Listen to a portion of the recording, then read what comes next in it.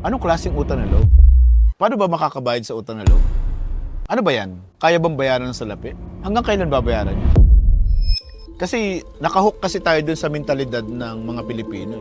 Pag may ginawang mabuti sa'yo, kailangan papalitan mo ng mabuti. Diba? Example, napautang mo, naka-abroad siya kasi tinulungan mo siya. Hanggang kailan babayaran yan? Minsan nakakatakot kasi yung utang na loob. Kasi ano mo yun, parang siyang kulungan na hindi ka pwedeng tumakas. Wala kang freedom. Ang pinakapangit na mentalidad ng mga Pilipino, yung word na utang na loob. Para sa akin, ang utang na loob is respeto. Ang pinakamagandang isukli natin is utang na loob at paggalang. Huwag mo lang siyang babastusin. Huwag mo siyang gagawa ng hindi maganda. Kasi kung pera ang pag-uusapan, pinakamababaw na pagbayad ng utang na loob is babayaran mo ng pera. Kasi ang utang na loob para sa akin, hindi nababayaran ng pera. Hindi siya nabibili. Kasi ang utang na loob ay respeto. Ano bang dapat na isukli natin sa magandang loob? Yung respeto.